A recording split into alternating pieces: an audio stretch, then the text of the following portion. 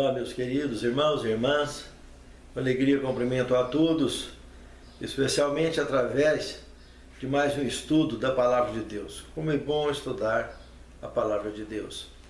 Eu gostaria, antes dessas considerações, de convidá-los para uma palavra de oração. Santo Deus, nos abençoe, Senhor, ao abrirmos a Tua Palavra.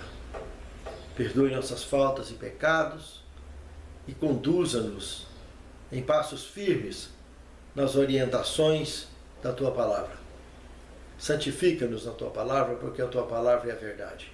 Prepare-nos para o Teu reino e que, como peregrinos neste mundo, possamos cumprir com a missão que Tu nos tens confiado. É o que te pedimos, agradecidos em nome de Jesus. Amém, Senhor. A lição dessa semana, o Redentor de Jó. A lição aqui, ela toma uma iniciativa de apresentar o perfil profético desse patriarca. O Espírito Santo, em breves relatos do livro de Jó, apresenta então esse perfil manifesto na vida daquele homem. Certamente ele tomou sobre si as nossas enfermidades e as nossas dores levou sobre si. E nós o reputávamos por aflito, ferido de Deus e oprimido. Isaías 53, 4. Isaías escreveu essas palavras, mas Jó sentiu isso a partir daquele momento da tempestade para o final da tua crise. Ele pôde perceber que, de fato, ele, Jó, apesar de certa forma, insinuar para si mesmo que ele estava sendo punido para resolver propósitos que não envolvia diretamente a ele, ou seja, como se ele fosse um bode expiatório para morrer por outras pessoas, ou pelo menos sofrer por outras pessoas, quando ele percebe o Senhor naquela tempestade e a vergonha que ele sentiu de entender de forma plena e clara, como nunca antes, que aquele ali era o alfa e o ômega, era o princípio e o fim, era a vida eterna em pessoa. Para que ele entendeu aquilo ali, ele pôde ter a convicção não só de sua redenção futura para o reino eterno, mas ele já sentiu pela fé que seria restaurado ali mesmo. Ele entendeu que o Senhor veio ao seu socorro. O segundo tema, o meu Redentor vive. Analisando Jó capítulo 19, verso 25 a 27, lendo esse texto, podemos ter a convicção que tanto Abraão, o professor espiritual de Jó, como o próprio Jó, ambos entendia mais além sobre a questão de sacrifício vicário. Aquele sacrifício de cordeiro, quando eles praticavam, eles conseguiam enxergar mais além, ir mais fundo, entender a questão do resgate. Eles olhavam bem mais distante. Abraão provou isso lá no Monte Moriá. E Jó, aqui, nesse momento da sua crise, quando escreveu essas palavras. Como ele poderia dizer, eu sei que o meu Redentor vive? Como que ele sabia? Exatamente. Porque estava aqui dentro. Pela fé, ele olhou bem mais distante. E quando ele comenta aqui dentro desse contexto, desses versos, que por fim ele se levantará sobre a terra. E aí ele foi longe. Presta atenção. Se levanta porque estava deitado. ele está apontando para a ressurreição vicária de Cristo, do seu Redentor, que ao pagar o preço do pecado de toda a raça caída, para que elas pudessem ter a oportunidade de fazer parte de uma raça eleita e ser plenamente, absolutamente restaurada, ele morreria a morte no seu verdadeiro sentido e se levantaria. E, consequentemente, olhando para todos os remidos, condicionando-lhes a mesma condição de serem restaurados. Jó não só entendeu que essa expressão vicária e salvística do Redentor, como entendeu que ele próprio seria restaurado daquela situação ali e da situação futura, quando ele viesse nas nuvens dos céus. Porque ali ele fala que eu nesses meus rins verei a Deus, ainda que ele me mate. Ele informa, ainda que ele tivesse perecido, ele sabia que em algum momento ele ia perecer. Não ali naquela crise, mas depois. E que aí sim, naquele dia, o Redentor viria nas nuvens do céu e o resgataria. Mas aqui nesse contexto, ele mergulhou fundo, revelando através do Espírito Santo o sacrifício vicário do nosso Redentor.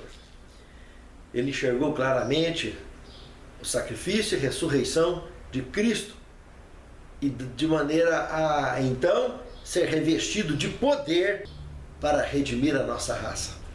Olhando João capítulo 1, versículo de 1 a 14, nós também podemos ver aqui que o personagem bíblico Jesus não pertence ao Antigo Testamento, mas o Cristo, sim. O arcanjo Miguel, sim. O Emanuel, sim. Dentre outros nomes atribuídos ao Filho de Deus. Mas a partir da condição em que o Verbo, absoluto, eterno, se fizesse carne e habitasse entre nós, conheceríamos então esse personagem salvador,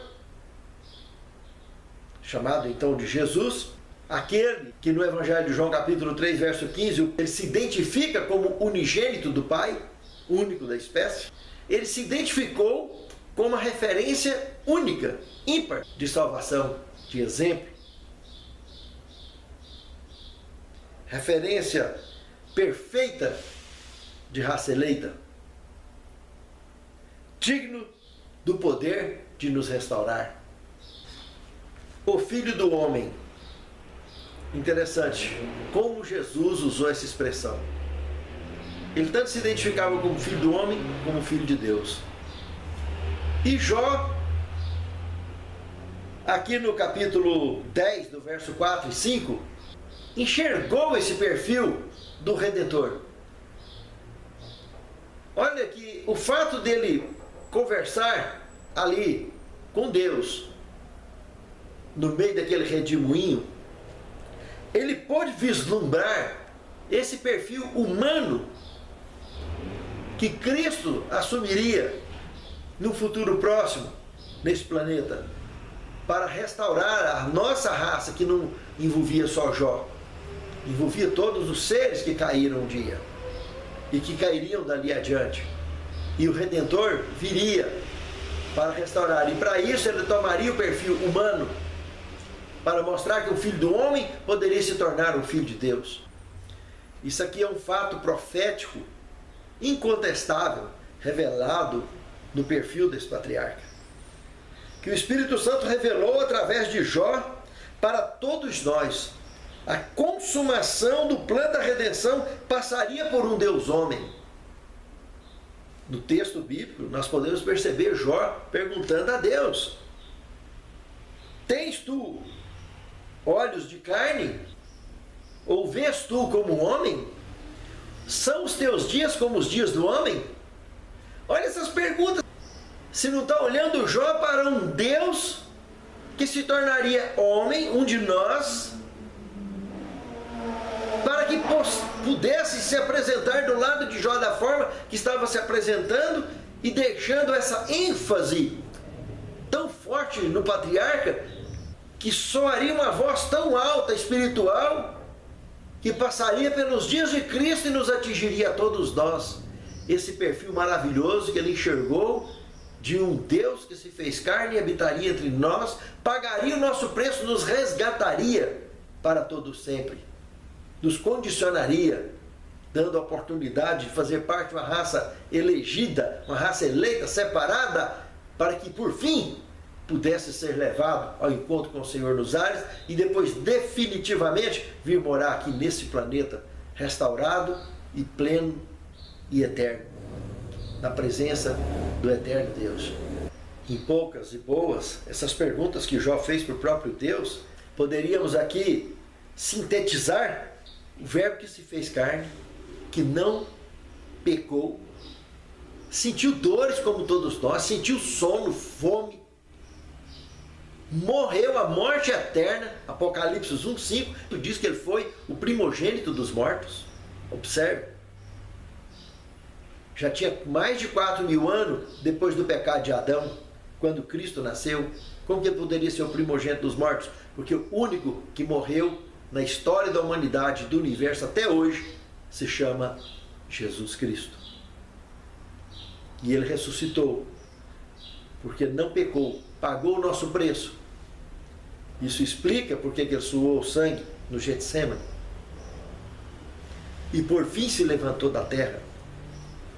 E para olhar isso de maneira mais profunda ainda, podemos olhar para o Evangelho de João, no capítulo 3, o verso 14, no meio do diálogo dele com Nicodemos, explicando exatamente sobre esse contexto rico de exposição e sabedoria da palavra de Deus. Quando ele trata com Nicodemos sobre isso, ele aponta para o tempo e diz para Nicodemos: olha, do mesmo jeito que Moisés levantou a serpente lá no deserto, o Filho do Homem também será levantado da terra para que atraia todos a ele.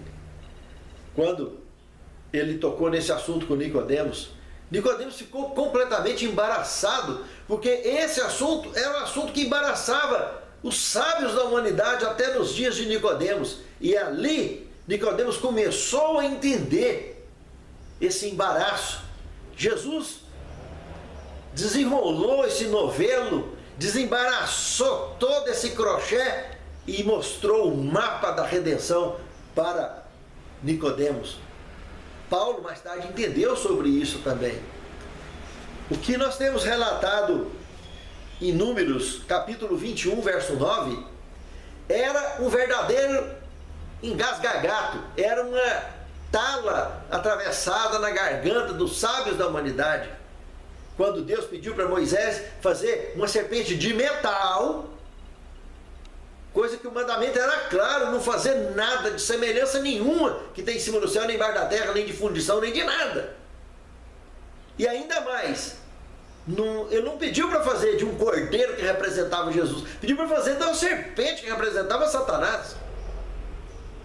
E as pessoas que vinham sendo picadas por aquelas serpentes abrasadoras, lá no Êxodo, ao olhar para aquela serpente de metal na haste, era curada.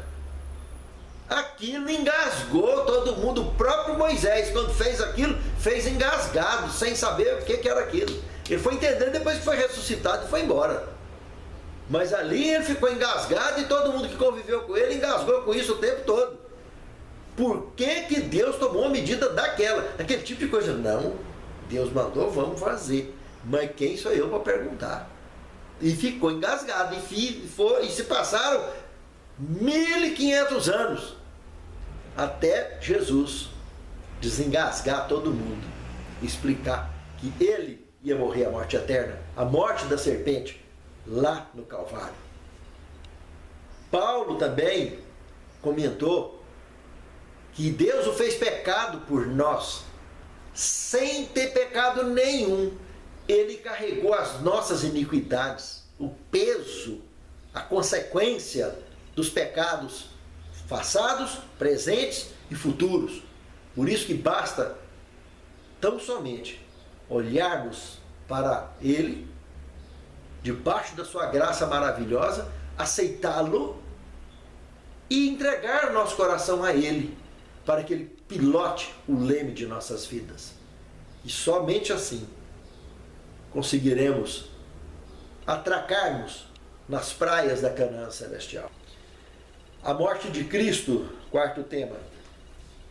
Olhando para Gálatas, capítulo 4, verso 19, Paulo disse: filhinhos, porque de novo eu sinto as dores de parto até que Cristo seja formado em vós.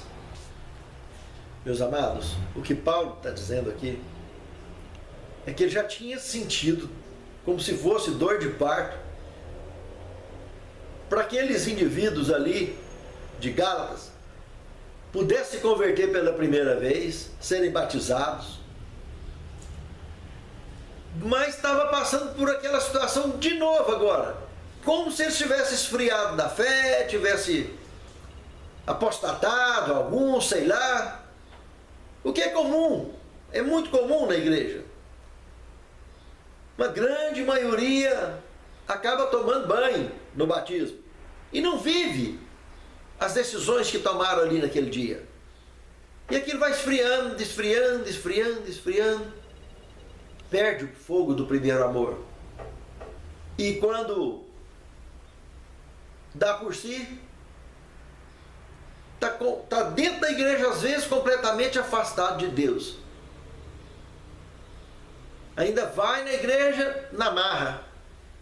E muitos vivem quantos e quantos anos desse jeito. É tão estranho quando as pessoas abrem mão da fé, de alimentá-la no cotidiano. É tão rápido para se esquecer dos costumes e bons hábitos adquiridos pelo Espírito Santo. Quando as pessoas vão esfriando na fé e começam a esquecer os compromissos e as promessas feitos no dia do batismo, aquela alegria, aquele fogo daquele primeiro amor vai esfriando de tal maneira que, por incrível que pareça, velhos hábitos voltam numa velocidade tão grande. E quando se dá por fé, as pessoas estão literalmente saindo da igreja e fazendo as coisas que faziam antes e às vezes pior. Isso é assombroso. E isso machuca, fere, de alguma forma, o sacrifício de Cristo, que pagou o preço para que nós fôssemos libertos daquela situação, e nós começamos a nos apaixonarmos novamente por um amor bandido, que só nos leva a sofrimentos e frustrações. Isso é amor bandido. Amar quem não nos ama, conviver com inimigos, conviver na imundícia. Nós precisamos orar pelos imundos, orar pelos inimigos, mas não nos tornarmos um deles. Nós devemos ir até eles para fazer com que eles se tornem um de nós, e não o inverso. Nós devemos fazer a obra da luz, cumprindo com a missão do ID, e não sermos vítima da missão das trevas, que Satanás tem impregnado, tem infestado a face da terra, tentando fazer do planeta Terra um cemitério vivo de pessoas perdidas, dentro e fora da igreja. Lembra que na Pena Inspirada existe o relato de que quando caía a primeira praga, muitos que estavam entre aqueles que servem ao Senhor receberam a primeira praga. E a primeira praga é que vai separar o joio do trigo. Eles se separarão e se tornarão nossos piores inimigos. Por que ao invés de caminhar para esse fim tão funesto, hoje não busquemos nos arrepender da nossa conduta e sirvamos em espírito e em verdade, alimentando da lição diariamente, exercitando, praticando as obras da luz e dando graças a Deus a cada dia, por fecharmos mais um dia com vitória na nossa fé. Cada novo dia, começarmos de joelho para fecharmos de joelhos, em espírito e em verdade, agradecendo pela vitória de cada dia na nossa fé. Só mudar de igreja, mudar de religião, isso nunca foi conversão. A verdadeira conversão é transformar, é mudar de vida, ser uma nova criatura, deixar Cristo de fato nascer em nós, reviver em nós e fazermos, de fato, vivermos como novas criaturas que pratiquem as obras do Espírito e deixem as obras da carne. Que a nossa vida espiritual domine a nossa vida carnal e possamos andar em novidade de vida, renovados a cada dia. Esse é o propósito real da conversão. E não fazer o Espírito Santo, ou os nossos pais na fé, ou seja lá quem for, ter dor de parto 1, 2, 3, 4 vezes, de ficar percebendo tanta apostasia seguida. Tem pessoas que são tão fracas na fé, mas porque não se envolvem, não estuda a lição todo dia, não alimenta a lição todo dia, não procura se firmar, se alicerçar, se enraizar, se envolver na causa de Deus. Seja cantando, seja pregando, seja ministrando a lição, de qualquer maneira, se envolver na causa de Deus. Não pode abrir mão disso. Participando de pequenos grupos, de grupos de oração, assistir aos cultos da igreja, fazer esse compromisso. Isso é tão importante. Não importa, às vezes a sua igreja é longe, aonde você está indo, mas perto da sua casa tem uma igreja. A igreja que você frequenta no culto principal é longe, mas não dá para ir domingo, não dá para ir quarta, mas vai na igreja que está pertinho da sua casa, pelo menos os dias de culto que não é o dia principal. Se o dia principal para você, o sábado, você frequenta longe, no domingo e na quarta frequenta pertinho, mas não deixa de fazer o compromisso com Deus. E se de tudo não tem como você estar no culto, lembre-se naqueles momentos de culto, naqueles dias, de ter um momento especial de meditação, de reflexão na palavra de Deus, seja dando uma caprichada na lição, ou uma leitura em algum trecho bíblico, mas não deixe de ter, pelo menos 3 vezes por semana, esse compromisso diferenciado com Deus. Isso ajuda na trilha do viver cristão, na luta, no grande combate desse conflito que vivemos, que Jó viveu, e todos nós temos o nosso conflito pessoal. Isso seguramente nos ajuda a rompermos a cada dia com vitória. E não precisa deixar que o efeito do Calvário, da morte de Cristo, seja resultante na nossa conduta diária.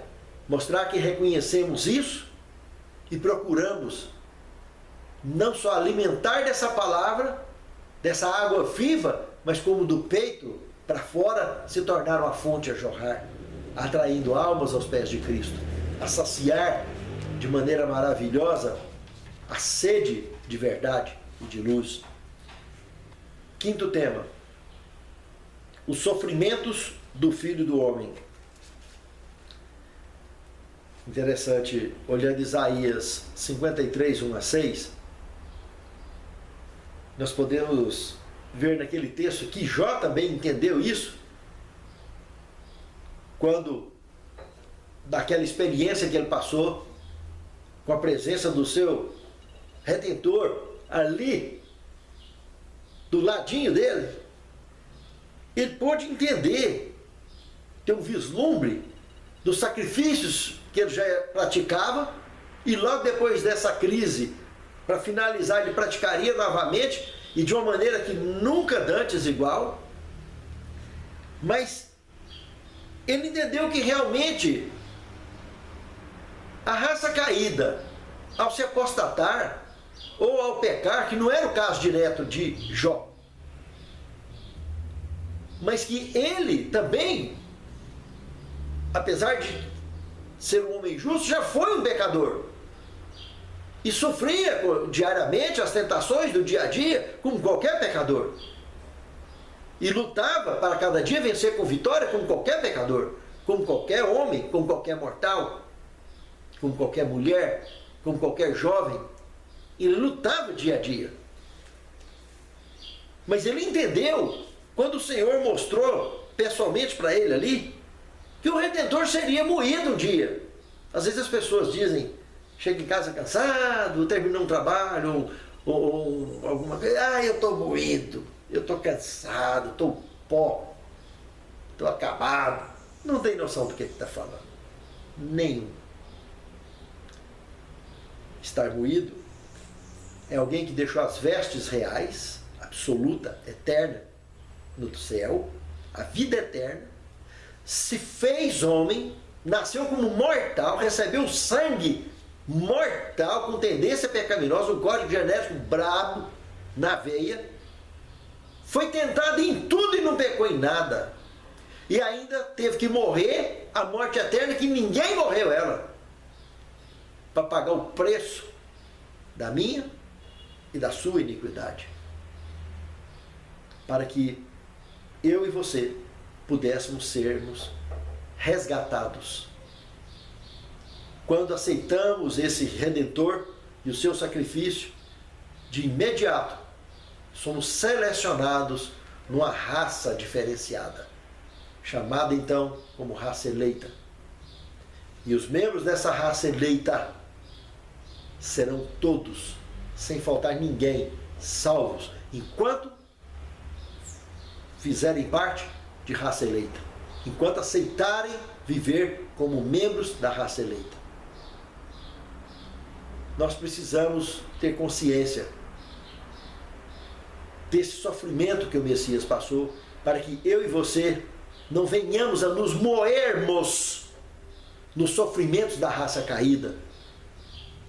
Que os sofrimentos da raça caída sejam só pequenos detalhes no dia a dia de um mortal, mas que os privilégios da raça eleita possam ser vividos pela fé, na certeza absoluta do que Jesus falou para Marta, ali do lado do sepulcro de Lázaro, que quem crê em mim, ainda que esteja morto, viverá, e quem crê em mim jamais morrerá. Ele está falando no seu sentido absoluto, vida eterna e morte eterna. Jamais morrerá. Quem aceita fazer parte da raça eleita, vive eternamente. Mesmo que descanse no sepulcro, como o sono da morte, será restaurado, será ressuscitado para viver eternamente. Isso é promessa do próprio Cristo. É nisso que se explica claramente o diálogo de Cristo com Marta ali do lado do sepulcro de Lázaro. E logo em seguida, ressuscitou a Lázaro. Satanás é desmascarado. Sexto tema. Aqui agora é outro ponto muito interessante que Jó vislumbrou naquele diálogo com Deus na tempestade, e Cristo lá no Novo Testamento, quantos anos à frente? Cerca de 2000 anos à frente, Cristo expressou isso, esse momento com clareza da sentença que expulsaria Satanás deste mundo. No Evangelho de João, capítulo 12, verso 30 ao 32, o capítulo 12 todo, se você estudar e analisar, você vai ficar impressionado. Quando os gregos chegam e vai até Filipe e pede para que ele os conduzisse até o Senhor. E ele chegou, Jesus já estava evangelizando, cochichou no ouvido que eles queriam falar, que aqueles gregos queriam falar com ele. Eu imagino Jesus direitinho olhando para eles, com um sorriso, cumprimentando e dando sequência no que ele já vinha fazendo, só que envolvendo eles, aqueles gregos, nesse contexto. Leia e observe esse envolvimento maravilhoso. Só que aqui na altura, do verso 30 ao 32, o Senhor nos revela uma situação maravilhosa, fantástica, que aconteceu de raro registro nas Escrituras Sagradas. O Pai se manifesta numa dimensão paralela diante de todos ali, a ponto de que houve uma divisão de grupos ali. Uns perceberam que havia uma comunicação inteligível entre Jesus e o Pai, e o outro grupo, não, isso é um trovão, isso tem até dentro da igreja. As mensagens vêm, uns entendem e conseguem olhar longe, entendem o recado do Espírito Santo. Outros, tipo daquela semente que caiu na beira da estrada, entra no ouvido e sai no outro. Sai da igreja, volta, entra vazio e sai voando. Mais vazio ainda, parecendo folha ao vento. Nesse contexto aqui de João, o Pai novamente, como lá nos dias de Jó, se manifesta na terra e junto então com o Filho. As pessoas não estavam vendo, mas estavam ouvindo. Alguns estavam ouvindo. E ele sabia que era uma linguagem inteligível, porque fizeram o comentário, não, ele está comunicando com alguém. Ele está falando. Só que Deus falava no idioma universal, que ninguém ali conhecia. Somente Jesus. E Jesus, no aramaico, traduzia o que estava sendo dito. E esclareceu o que está aqui nesses versos. E respondeu Jesus: não veio esta voz por minha causa, mas por causa de vocês. Agora é o juízo deste mundo. Agora será expulso o príncipe das trevas deste mundo. E eu, quando for levantado da terra, atrairei todos a mim. Lá atrás, no verso 29, pode-se observar os que imaginaram, os que disseram, não, é um trovão, e os que entenderam, não, é um anjo que está falando com ele. Ali tem uma linguagem inteligível. Mas o mais impressionante, as pessoas não viram, mas aqueles mais afinados com a fé puderam entender. E Cristo traduz o que aconteceu ali.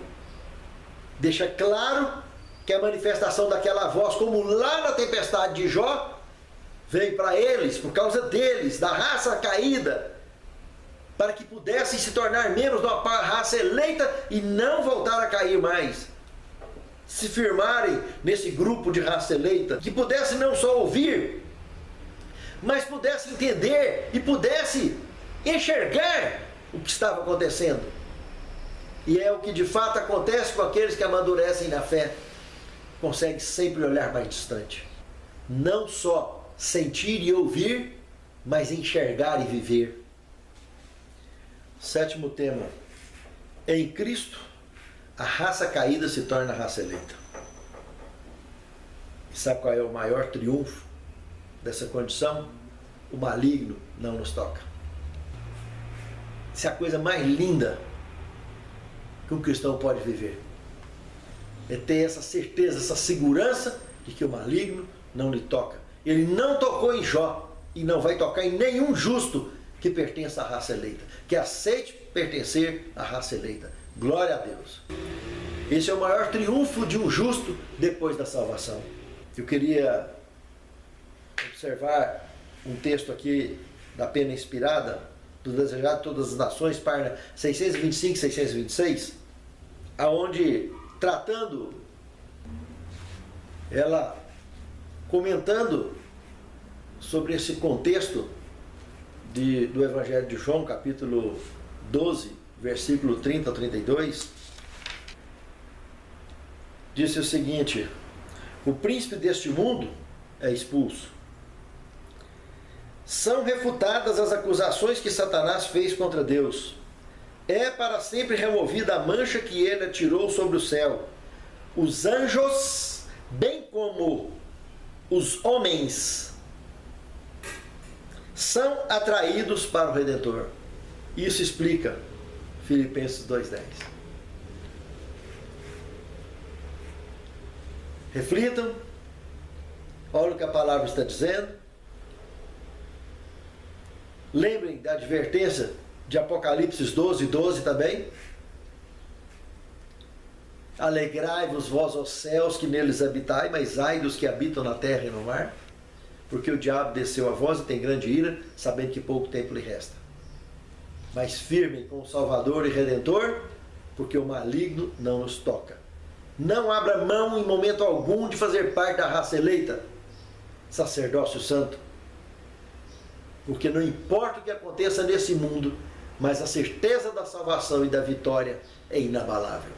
Santo Deus, conduza os nossos passos com firmeza no triunfo da vitória de teu Filho amado.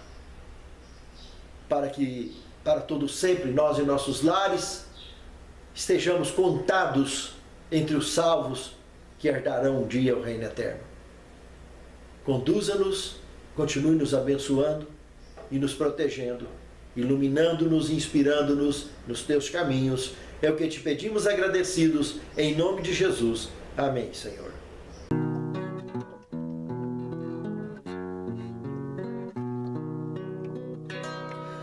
Tenho ouvido de uma terra linda cantada, de um lugar onde a felicidade é total. Os meus olhos já divisam não tão distantes, meus ouvidos já escutam sons divinais. Tão cansado estou da vida aqui deste lado, que meus braços quase já não podem remar. Calejados e feridos por tantos dias, querem bálsamo daquele porto encontrar. Além do rio existe um lugar pra mim. Além do rio existe paz. Além do rio a vida não terá mais fim. E com Jesus